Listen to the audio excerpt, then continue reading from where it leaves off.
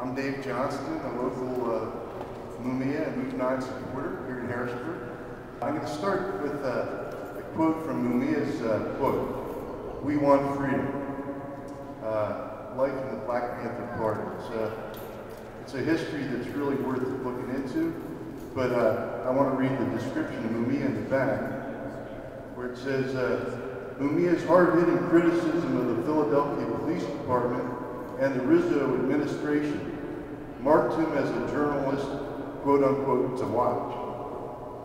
His unyielding rejection of Mayor Rizzo's version of the city's 1978 siege of the MOVE organization in the Powelton Village neighborhood in West Philadelphia particularly incensed the establishment and eventually cost him his broadcast job. I became involved in Mumia's struggle, and through Denise Garner, became aware that there was a lot more to it, that 9 people were still sitting in jail for one bullet. The judge said he had no idea who shot it. And it just put up radar in my brain saying, there's something wrong here. Just like the radar in my brain went off when I heard that 5 children and 6 adults had been shot and burnt to death in Philadelphia for alleged garbage and noise complaints. So I looked into it, and it's in my opinion, one of the most important stories in American history, and it's happening right now. 8 people are up for parole after 30 years. District Attorney Lynn Abraham in Philadelphia is asking the Parole Board to give him max, which is 70 more years, full 100-year sentence.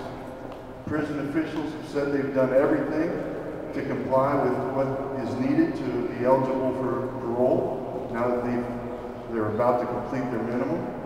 And we're going to have some speakers that are going to tell us why it's time to bring the family home. On a Move, I'm Kevin Price. I'm with International Concerned Family and Friends of Mumia Abu Jamal and with the International Friends of Move Network. I would just like to talk about who the Move 9 are and, you know, the amazing example that they've set in the prisons throughout these years and the example that was being set on the street, you know, in the late 70s that led to them being targeted and arrested. The first time that I ever visited anyone in prison was Phil in Delbert, Africa. That was in early 1999. They just put out this aura of calm and, you know, of caring for people, for everything around them, to the point where all that nervousness went away. And that's how it is whenever you go to visit any of the Move 9. And the admiration that other people in the prison, that the guards have for them is amazing.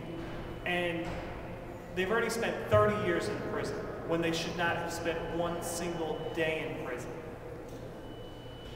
So parole is an absolute necessity. There's no reason at all why they should not be out on the streets. You know, before they were locked up August 8th of 1978, Move at the time in Powelton Village was, you know, feeding children in the neighborhood healthy food, settling gang wars, things like that. You know, helping people solve problems without having to depend on the police. You know, without having to depend on doctors and attorneys. You know, teaching poor people to heat houses themselves and not having to, you know, pay bills for electricity and heat that they couldn't pay for. That's the example that these people have set, and you can't be around them without feeling that love and that commitment. When you have guards going to the prisoners for advice on family life and things like that, these are the people that have been stolen from us for 30 years now. The Parole Board is a body of people appointed by the governor of Pennsylvania and the governor of each state. The governor of Pennsylvania at this time, 2008, is Governor Ed Rendell. Ed Rendell was a DA who was involved in the prosecution and conviction of the Move 9.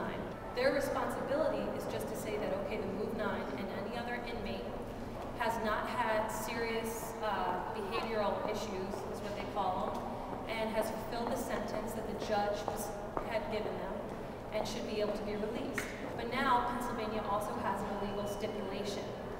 that applies to anyone coming up for parole in this state. And that stipulation states that an inmate must admit guilt of the crime of which they were committed before they are eligible for parole. If they don't admit their guilt and maintain their innocence, they're not eligible for parole. And the reason the state does this is it pretty much gives them a clean record. If DNA evidence or some sort of evidence exonerates a person of a crime later on, the state can say, I don't know, they confessed, they admitted a guilt during their parole hearing. How was I supposed to know? So it pretty much wipes the state's hands clean.